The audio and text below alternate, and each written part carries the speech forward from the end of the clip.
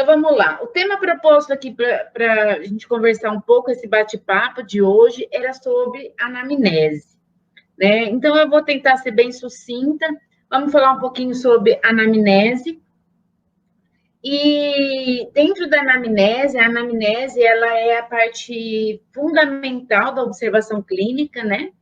Uma boa anamnese irá dirigir, nos ajudar no exame físico, e é o passo essencial para os recursos subsidiários, né? Quem não conversa com o paciente, quem não faz um bom exame físico, não faz uma boa anamnese, acaba gastando recursos desnecessários, né?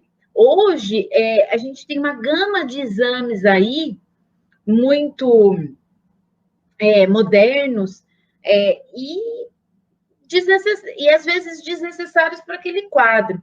O paciente chega muitas vezes, você não tem paciência, você não tem habilidade para uma boa conversa com o paciente, você acaba encurtando essa conversa, essa anamnese, né? E acaba indo já para exames, muitas vezes, exames muito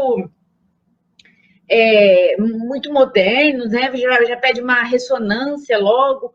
Então, a gente acaba pulando etapas. A anamnese vem para isso, para você otimizar cada vez mais o seu exame físico e os seus recursos. E também é o principal, é o ponto inicial de uma boa relação médico-paciente. A gente sabe que a relação médico-paciente em medicina é tudo. É tudo.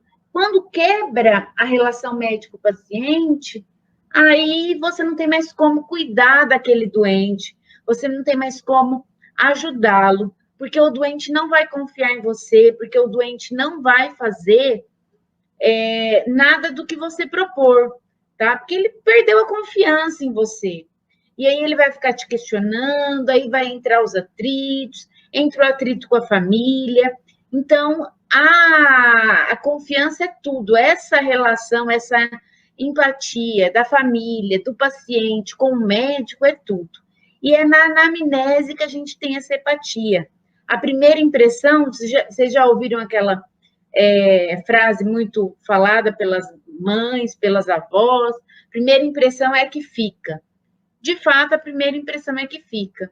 Então, no nosso primeiro contato com o paciente, na nossa primeira conversa, é o local ideal para você gerar essa empatia, essa confiança, tá?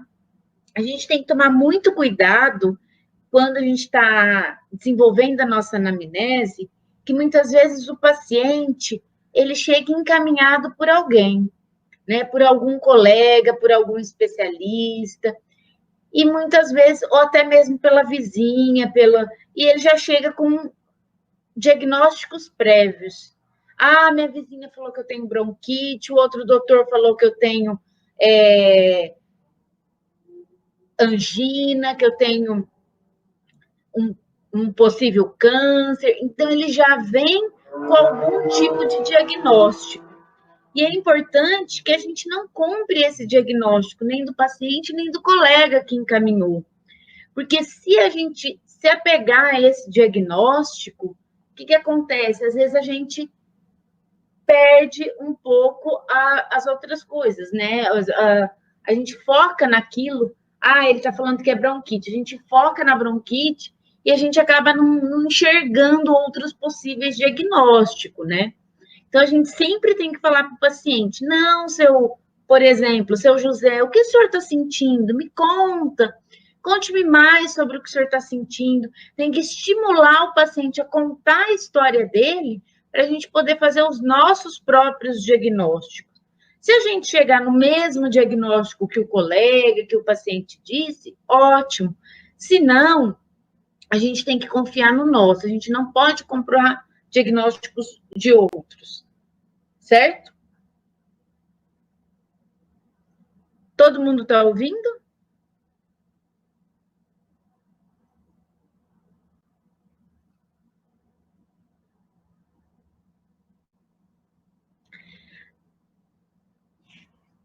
A primeira coisa numa boa anamnese é a identificação.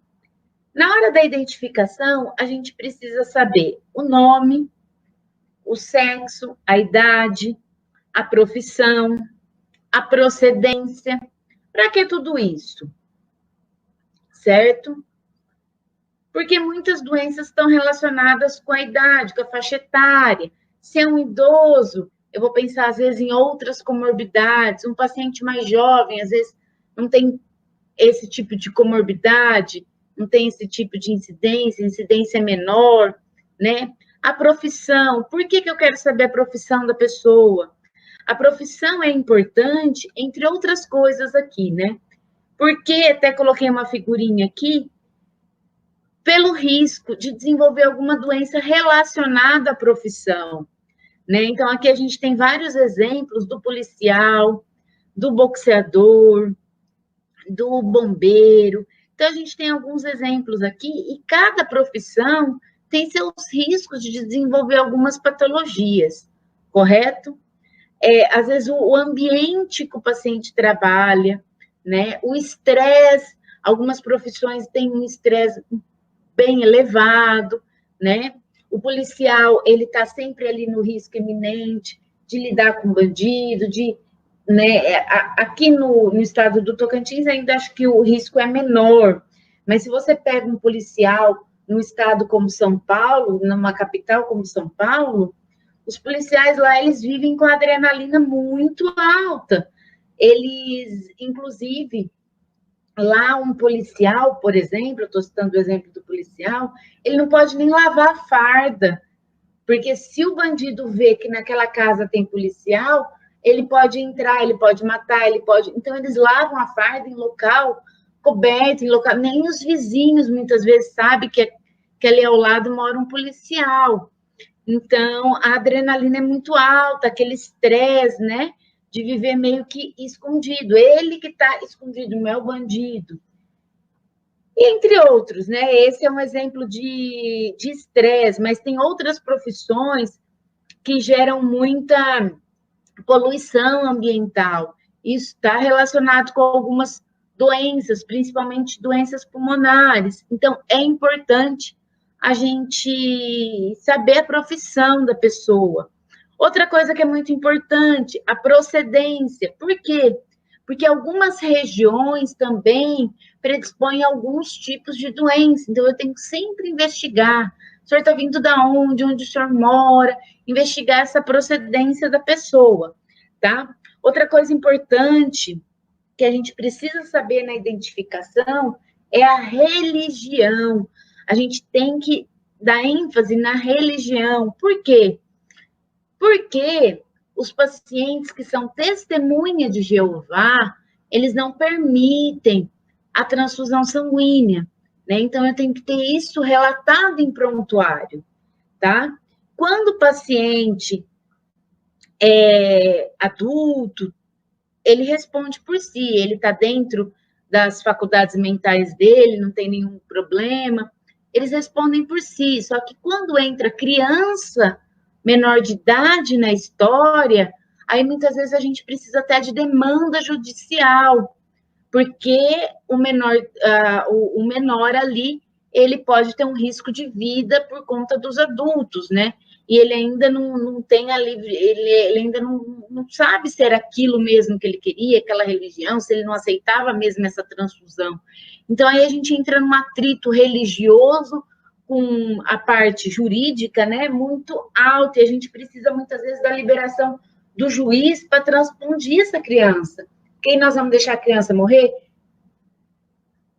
Certo? Então, a gente tem essa preocupação, por isso que a gente precisa fazer essa identificação inicial, tá? Não é especulação, é registros de prontuário que a gente precisa ter para deixar registrado e para nos ajudar posteriormente na nossa conduta. Feita a fase da identificação, a gente vai fazer a primeira pergunta, que é a queixituração, que é um registro objetivo pelo qual aquele paciente procurou o serviço de saúde. né, que a gente costuma falar a queixa e duração. Por que o senhor nos procurou hoje? É uma coisa, é um registro objetivo. Olha, eu procurei porque eu estou com febre há 3 dias. Eu procurei porque eu estou com tosse há 30 dias, há 40 dias, né? Eu procurei porque eu estou com uma dor abdominal. Então, é a queixa aguda, a queixa principal e objetiva que levou aquele paciente a procurar o consultório, a procurar o pronto-socorro, certo? Para procurar o serviço de saúde. Feito o registro da queixa principal, a gente vai fazer toda a história pregressa da moléstia atual, que é uma descrição bem detalhada do quadro atual em ordem cronológica. Como é isso? Você vai escrever, você vai conversar com o seu paciente e vai descrever tudo o que ele está te dizendo. Há 30 dias eu comecei com um quadro de tosse, a tosse era seca, tinha falta de ar, tinha chiado no peito, tive febre. Você vai descrevendo tudo o que aconteceu, começando lá de 30 dias, que foi quando iniciou os sintomas. Procurei o pronto-socorro, fiz um raio-x, o médico me prescreveu tais medicações, eu evoluí assim, assim, assim. Aí, tudo bem detalhado, tudo que o paciente for contando, da data que iniciou os sintomas até o dia de hoje, até o dia da consulta, você vai descrevendo detalhadamente, né, em ordem cronológica. Por quê? Porque a anamnese nada mais é do que uma boa redação. A pessoa que faz uma boa redação faz uma boa anamnese, que escreve muito bem, você tem que escrever. Em medicina, a gente não pode ter preguiça de escrever, o médico tende a ter essa preguiça. A gente não pode ter, porque o prontuário é a nossa salvação. Quando a gente chega lá na frente de um juiz, o que o juiz vai considerar é o que está escrito no prontuário. O paciente vai ter a versão dele, a enfermeira vai ter a versão dela, o vizinho vai ter a versão dele, todo mundo vai ter uma versão. O juiz vai ficar com a versão do prontuário. E o médico, muitas vezes, não escreve em prontuário, não faz uma anamnese bem feita. Se faz, ele não escreve. Ele conversa com o paciente e não passa para o papel. Então, a gente tem que criar o hábito, desde a faculdade, de colocar tudo isso no papel, bem detalhado. Então, é o momento que a gente faz aquela redaçãozinha bem detalhada, bem cronológica, de tudo o que está acontecendo com o paciente. Feita a descrição do quadro atual, a gente vai por sistema. Se ele tem mais alguma queixa do sistema cardiovascular, do sistema pulmonar, do sistema geniturinário, a gente vai investigando sistema por sistema, se o paciente tem mais algum sintoma a acrescentar. Se esse sintoma está ligado com o quadro atual ou não, tá? Tudo isso a gente vai colocar na nossa anamnese. Febre. Febre é um sintoma, eu trouxe esse slide, porque o paciente fala muito em febre. Quando o paciente procura também muito pronto-socorro por febre.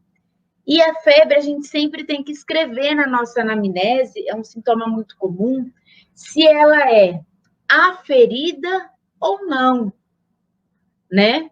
Porque muitas vezes o paciente acha que ele teve febre, mas ele não aferiu, ele não registrou, não usou um termômetro para ver se aquilo que ele estava sentindo era febre ou não, ele tinha uma sensação, mas muitas vezes não é febre, muitas vezes ele não está com febre, é só uma impressão mesmo.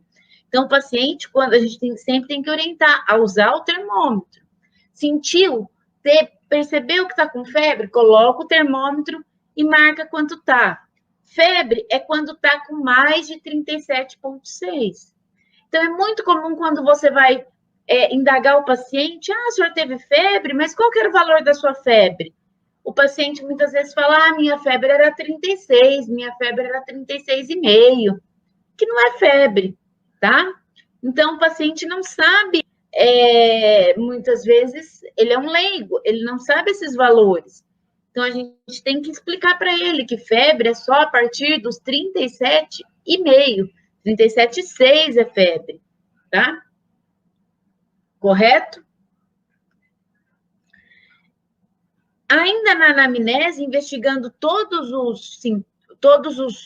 os sistemas, depois que a gente investigou todos os sistemas, a gente vai investigar algumas outras coisas, como os hábitos de vida, o etilismo, o tabagismo. A gente tem que indagar, que até coloquei uma figurinha para vocês, das drogas ilícitas. A gente, numa anamnese, a gente não pode ter pudor com o nosso paciente. A gente está ali na função de médico. O médico, ele é tipo um padre, quando houve uma confissão. O que o paciente conta para a gente no consultório o consultório é um confessionário. A gente não pode contar para ninguém o que a gente ouviu ali do nosso paciente. Ele pode contar qualquer segredo para a gente, que a gente não pode expor isso. A gente só vai expor alguma coisa que o paciente nos contou no consultório perante o juiz, se nos for demandado. Fora isso, a gente não pode contar por aí o que o paciente nos contou no consultório. Então, é sigiloso. Então, por isso, a gente não precisa ter pudor, tá? O paciente, ele tende, né, a ter um pouco de vergonha, muitas vezes, dependendo do tipo de paciente. Por exemplo, um presidiário, que quando vem na consulta, ele vem com a escolta policial, e aí quando você indaga aquele presidiário, você está fumando na cadeia, está usando maconha na cadeia, está usando cocaína na cadeia, ele fala, não senhora, não senhora. Por quê? Porque o policial está do lado. Ele não pode falar na frente do policial que ele está usando maconha, certo? Então, muitas vezes, a gente tem que, como médico, tem que perceber essas atitudes, tem que pedir para o policial, o senhor se retira um pouco, porque eu preciso conversar com o paciente a sós. Lógico, que é depender da periculosidade do presidiário, né? Não é com todo preso que a gente pode fazer isso. Mas a gente tem que indagar sem pudor todos os hábitos do nosso paciente. Então, é importante etilismo, tabagismo, as drogas ilícitas, tá? E a quantidade. O senhor bebe? Bebo, mas qual é a quantidade? O que o senhor bebe? É cerveja? É destilado? A gente tem uma tabelinha do grau de teor alcoólico de cada bebida. E o ideal é a gente até fazer essa continha e colocar lá. Ele consome tantas gramas de álcool por dia, por semana, correto? Cigarro, a mesma coisa. Quanto que o senhor fuma? Eu fumo um maço, que são 20 cigarros, eu fumo 2, eu fumo 3, né? E é importante o médico não esboçar a reação. Porque se ele perceber que você está meio esboçar alguma reação, muitas vezes ele vai mentir para você. Ele mente muitas vezes por medo, né? Eu vou falar que eu estou fumando 10, porque se eu falar 20, ela vai achar ruim. Então, eu particularmente, quando eu indago cigarro, bebida, eu jogo lá em cima. Eu falo, tá fumando 5 litros, tá bebendo 5 litros de pinga por dia? Aí ele falou, doutora, nem tanto, bebo só um. Eu sempre jogo para mais, para ele achar que eu acho normal, certo? E ele me contar a verdade. Outra coisa muito importante a gente indagar, além dos hábitos, o meio ambiente, o ambiente que o paciente vive, o ambiente familiar, como que é a casa desse paciente, a estrutura familiar, se ele está passando por alguma dificuldade. Nesse quesito, eu já entro nas condições de moradia mesmo, se a casa tem saneamento básico, se a casa é forrada, tá? Se eles estão empregados, como que é a renda dessa casa. Não é que eu quero que ele me conte qual que é a renda bruta. Eu nem gosto de perguntar muito isso, porque às vezes o paciente fica bem constrangido, mas eu quero saber se está todo mundo empregado, se ele está conseguindo manter uma alimentação saudável para a família, o local que ele habita, se a rua dele é asfaltada, tá? Tudo isso é muito importante. Como que é a noite de sono dele, como que é dentro da casa, com a esposa, com os filhos, como que é aquele ambiente, tá?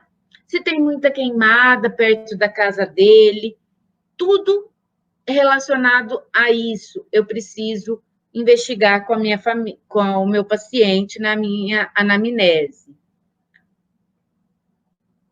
Aí, após, eu preciso saber dos antecedentes pessoais, nessa primeira figura, e os antecedentes familiares. Antecedentes pessoais são as comorbidades que o paciente já traz com ele, já trata, né? Hipertensão arterial sistêmica, diabetes mellitus, insuficiência renal crônica, uma neoplasia. Quando eu vou fazer essa investigação, é importante eu colocar na anamnese a hipertensão, sim, hipertensão arterial sistêmica há tantos anos. É importante eu saber há quanto tempo ele está tratando essa hipertensão, porque às vezes pode estar relacionada também com o quadro atual, né? Se é uma hipertensão mal controlada há muitos anos, se é uma hipertensão que foi descoberta há pouco tempo, tudo isso pode ter relação com o quadro atual. Então, é importante eu colocar a data do diagnóstico, o tempo mais ou menos que ele teve esse diagnóstico, certo? E os antecedentes familiares.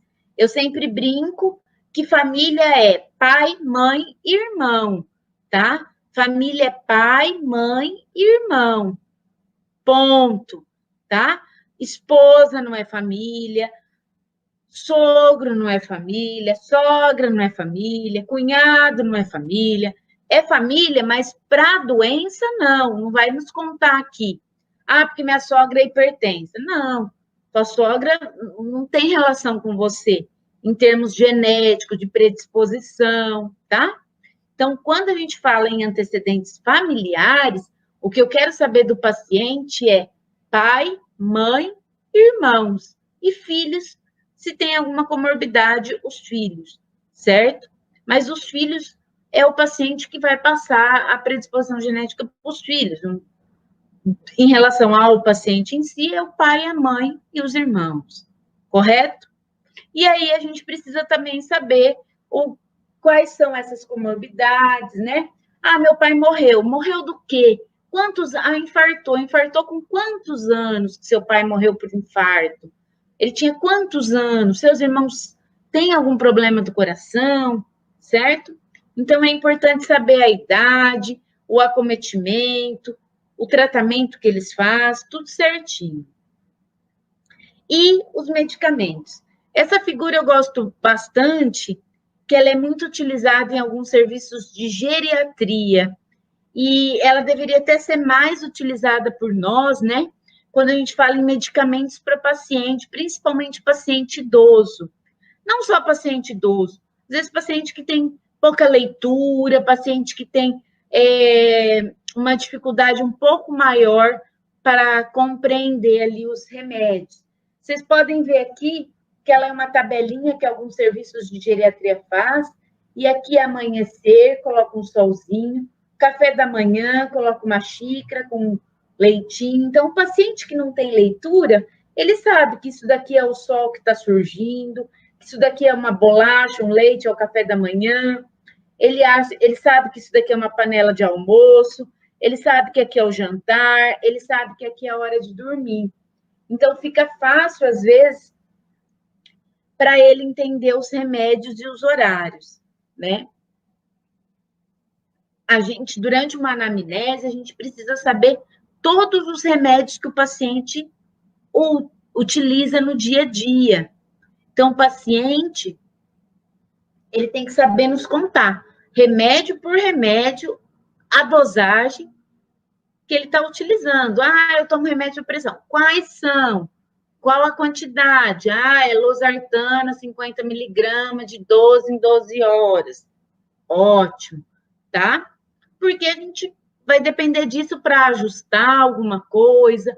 Às vezes, nesse quadro atual, eu vou prescrever algum remédio que vai interagir com os que ele já toma. Então, eu tenho que saber todos.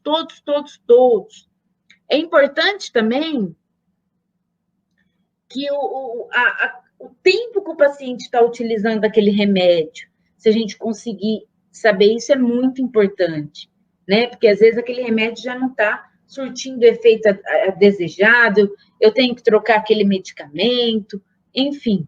Então, eu preciso de uma avaliação bem detalhada, né? Os meus pacientes, particularmente, eu sou bem chata em relação a essas coisas, e eles já sabem, então eles até plastificam, falam, pega a última receita, deixa ela plastificada, que é a receita com todos os remédios que o senhor usa, dosagem. Quando o senhor vai, eu mando fazer pastinha, eu gosto que os meus pacientes façam pastinha. Faça uma pastinha, coloca lá todos os exames por ordem cronológica, as receitinhas. Quando o senhor vai no médico, só levar a pastinha. Fica fácil para o doutor que vai te atender e fica fácil para o senhor também. Assim, a gente não tem problema de dar alguma interação medicamentosa, de ficar para trás alguma coisa importante, tá? Outro ponto muito importante, muitas vezes esquecido, de uma anamnese, são a alergia. A gente precisa saber se o paciente tem alguma alergia, principalmente alergia a medicamentos, tá?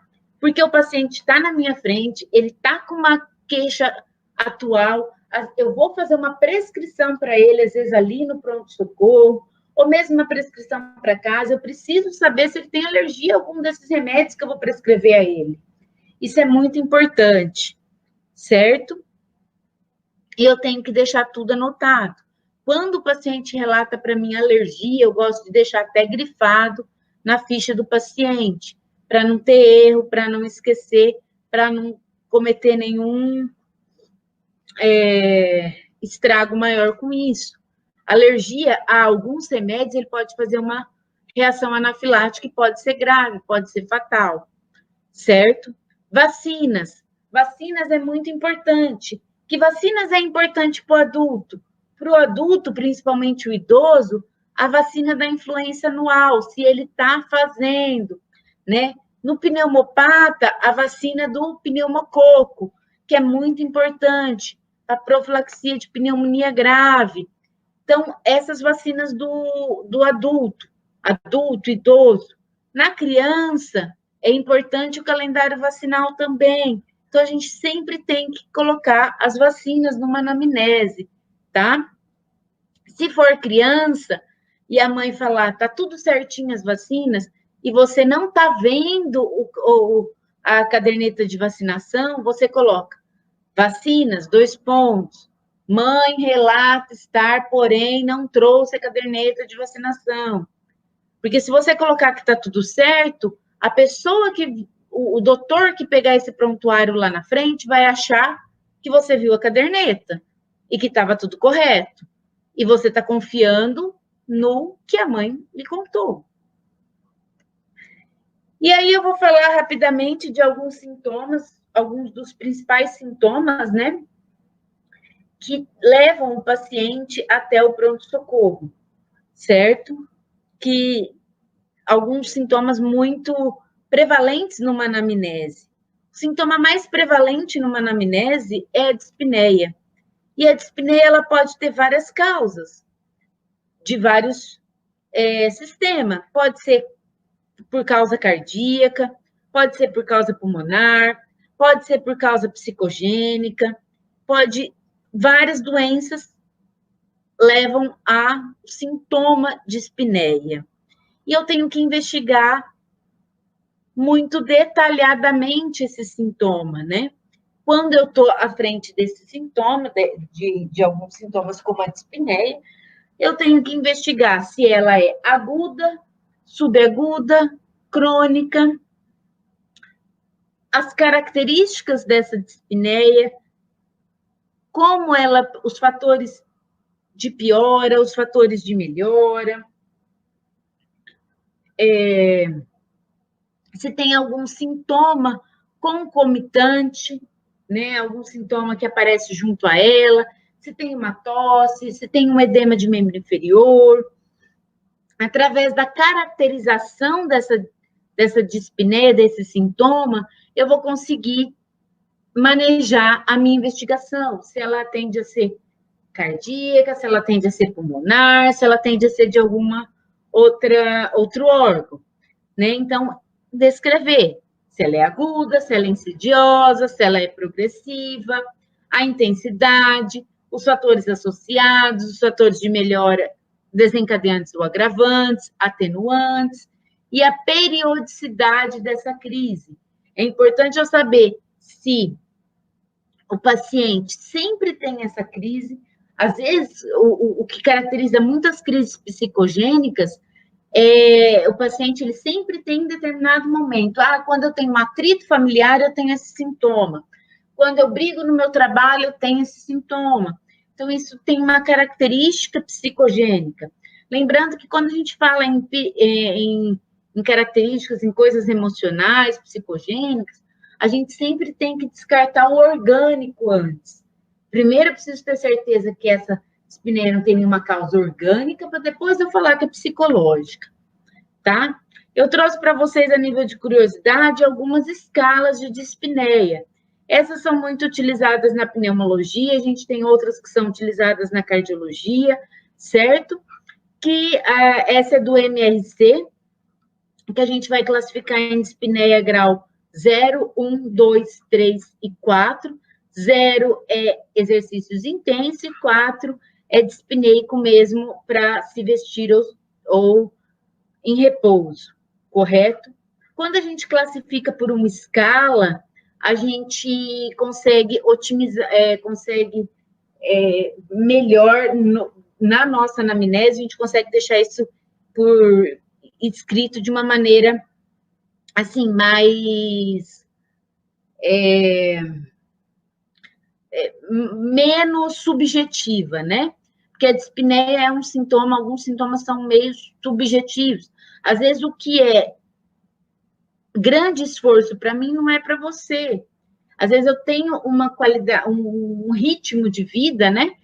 Eu pedalo 100 quilômetros, e o outro é sedentário. Então, o que é grande esforço para o sedentário não é para o atleta.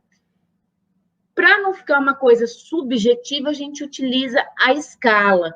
Porque a escala, quando eu coloco lá dispneia MRC2, 3, 4, todo mundo vai estar falando a mesma língua, né? O mesmo padrão. E isso em termos de prontuário, em termos de acompanhamento, segmento do paciente a longo prazo, é muito importante.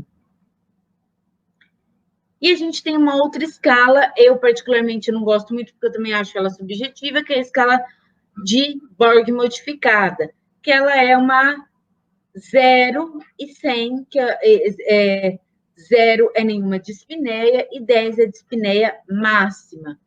Né? E o paciente ele vai dar uma nota para a dispneia dele de 0 a 10.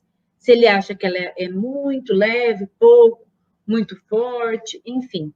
E aí ele vai classificá-la. Outro sintoma muito comum na anamnese é a tosse. E a tosse ela pode ter várias causas. A tosse é a eliminação de algo que está errado ali na nossa via aérea, né? A gente precisa eliminar aquele algo que seja ou um material, alguma coisa, ou uma inflamação, de um brônquio, um vírus, algo que esteja lá na nossa via aérea que a gente precisa eliminar mediante a tosse. E ela pode ter várias causas. Aqui tem algumas causas, de, por exemplo, uma gripe, um resfriado por um vírus, uma bactéria.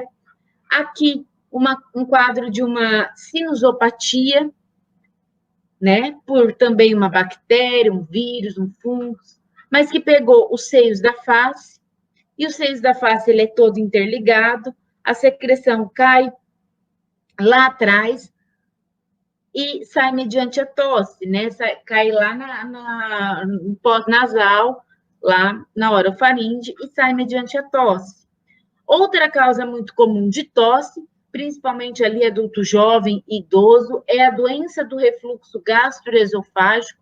A gente tem microaspirações de conteúdo gástrico, que é um conteúdo ácido.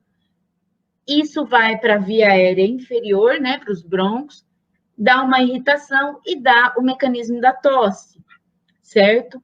Outra coisa bem comum é o engasgo. Engasgo tanto no adulto quanto na criança, né? Mediante a vários objetos. No adulto, alimentos sólidos, muito duro, carne é muito comum, idoso engasgar com carne. Criança, qualquer objeto que ela vê, e também alguns alimentos como pipoca, amendoim, às vezes a criança é muito pequena e ela acaba se engasgando com esses alimentos, e aí ela começa a ter o reflexo da tosse para tentar eliminar isso daí. A tosse, a gente também precisa descrever, né, a duração, a forma de início, se ela é aguda, se ela é crônica. A gente vai descrever aguda, subaguda e crônica pelo tempo, aguda até 3 semanas, subaguda de 3 a 8 e crônica maior do que 8.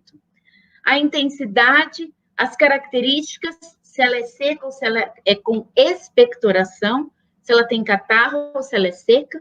Quando a gente fala do catarro, a gente vai ter que saber a cor desse catarro, é importante a gente pedir para o paciente a cor do catarro dele, né? Parece meio nojento, mas a gente tem que saber essa cor, porque essa cor vai nos demandar um leque de doenças. A intensidade, os fatores desencadeantes e agravantes, atenuantes e os sintomas associados. Aqui a gente tem essa foto aqui, ela é um pouco feia, mas ela é essencial. Os vários tipos de catarro, né? O primeiro catarro aqui, o número 1, é um catarro muito comum de quem tem alguma pneumopatia crônica. DPOC, asma, tem uma inflamação crônica do brônquio, e eles soltam uma babinha, uma secreção branca. Isso não quer dizer nada, só quer dizer que o brônquio dele é inflamado e produz muito muco, e ele elimina esse muco. O muco não pode acumular. O 2 e o 3 já são amarelo querendo esverdear, né? Já nos demonstra infecção, certo? 4 e o 5 também já começa a ter uma coloração mais amarronzada, que pode ser mais borra de café, que pode nos dizer que tem algum sangue, ou um sangue coagulado, né? Ou pode ser de infecção também. O número 6, vermelho, sangue vivo, é o que caracteriza a hemoptise, é um sangramento ativo, agudo, tá? Que é uma urgência médica. Então, a hemoptise, ela é o sangue vivo que sai pela tosse, ela é uma urgência médica. Se eu não bloquear, se eu não agir urgentemente em relação a isso, o paciente pode ir a óbito na minha frente. E o paciente com hemoptise, ele morre de aspiração. Ele começa a sangrar, eu não consigo nem entubar esse paciente, porque eu não enxergo nada e ele morre asfixiado do sangue. Então, é muito importante eu agir rapidamente na hemoptise. Chiado é muito comum. Eu preciso saber também todas as características desse chiado, se ele é o início desse chiado, os fatores associados, os fatores de melhora, os fatores de piora, os sintomas, se tem mais algum sintoma. Quando eu vou auscultar esse paciente já no exame físico, né, eu vou diferenciar se esse chiado é de uma doença ou se esse chiado é de uma broncoaspiração por alguma obstrução, por algum engasgo. O paciente que ele engasga, que o objeto qual ele engasga bloqueia ali a passagem de ar lá embaixo no brônquio, ele chia, e o chiado é um chiado localizado.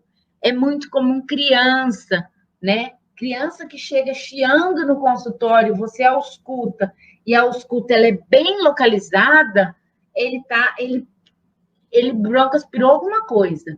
Então, é muito comum pipoca, é muito comum amendoim, é muito comum objetos, brinquedinhos pequenininhos, criança coloca no nariz, criança engole, tá? E cai ali e obstrui o brônquio. Sem falar nas doenças, asma, DPOC, certo? Quando o chiado é por doença, ele geralmente é difuso, tá? Quando é por conta de alguma obstrução, ele é localizado. Aqui eu citei o exemplo das crianças, né? Mas a gente também tem as obstruções por neoplasia, muito comum no paciente já mais idoso, correto? E por último, tão importante, não menos importante, um sintoma muito comum, que é a dor torácica. Esse primeiro slide aqui é a dor torácica com as características de infarto, de angina, né? Então, é um sintoma muito comum do pronto-socorro. A dor torácica, ela pode ter causa cardíaca, pode ter causa pulmonar, pode ter causa osteomuscular, pode ter causa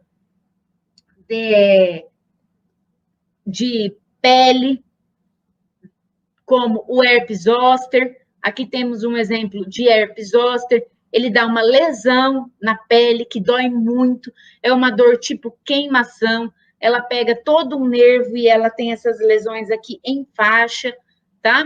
Então, quando ela pega aqui região torácica anterior, posterior, dói muito, pode simular até infarto, porque a dor, ela antecipa as lesões.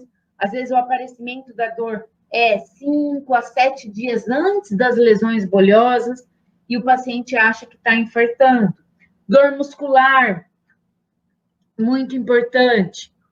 Dor de trauma, né? Às vezes o paciente lá leva uma bolada, tem uma queda da própria altura, fratura de algum arcos costais e leva a dor. E a dor torácica ventilatória dependente, que é a dor da pleura, pleurítica, né? Que pode ser aqui por um derrame pleural, acúmulo de líquido. Então, é importante a caracterização dessa dor torácica, os mecanismos associados, para eu identificar que órgão está me causando aquela dor, certo? Sem dúvida, uma anamnese bem feita, uma boa conversa, é o primeiro passo e é o ideal para eu prosseguir meu exame físico. A partir do momento que eu faço uma boa anamnese, eu vou fazer um bom exame físico, porque eu vou para o exame físico já sabendo o que eu quero encontrar, já sabendo o que eu quero procurar e o que eu quero encontrar.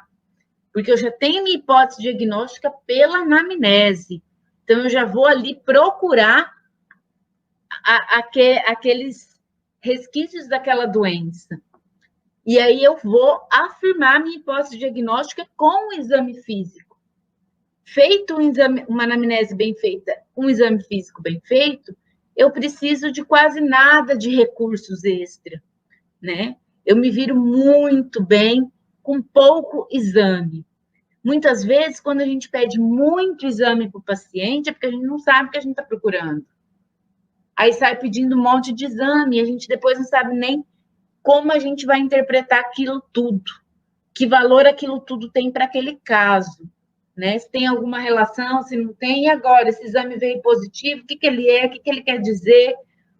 E a gente fica sem saber, porque a gente não sabia nem o que a gente estava procurando, a gente saiu pedindo exame para meio que enrolar o paciente. E o paciente acaba que perdendo a confiança no médico dessa forma. Então, é muito importante uma boa anamnese sempre, tá? é o momento ideal, é o primeiro contato, é onde a gente vai passar confiança para a família e para o paciente. Certo? Certo, pessoal? Dúvidas? Olá, agradecemos mais uma vez a sua presença, doutora. Vamos para as dúvidas agora. Podem colocar aí, pessoal. No atendimento de emergência, o médico também mantém sigilo no caso do uso de drogas? Um atendimento de emergência? Sim, sempre, tá? Eu não falei na minha aula que na hora que eu estava falando das drogas, eu falei, eu vou falar nos antecedentes pessoais. A gente tem muito esse problema com o HIV, tá? Com o HIV também é um diagnóstico sigiloso. A gente não pode contar para ninguém, nem para a família, tá? É uma decisão do paciente informar que ele é HIV positivo para a empresa que ele trabalha e para a família, enfim, tá? Aquilo é um sigilo no prontuário. Ele tem que informar o médico que ele é HIV, ele tem que informar o médico, mas o médico não pode contar para ninguém, certo? Das drogas, mesma coisa, tá? Por isso que eu citei o exemplo dos presidiários. Dentro da pneumologia, às vezes a gente acaba atendendo muito presidiário. E aí eu sempre peço, na medida do possível, né? Quando eu tenho um pouco de segurança, eu peço, às vezes, para o policial aguardar do lado de fora. Porque senão o preso não vai falar na minha frente, na frente do policial. Ele pode ter represária. Mais alguma Certinho. coisa? Não, foi enviada apenas essa. Então, se alguém tiver mais alguma pergunta, pode mandar aí nos comentários enquanto a gente vai finalizando. Doutora, gostaríamos de agradecer muito a sua presença, acrescentou muito para a gente no evento.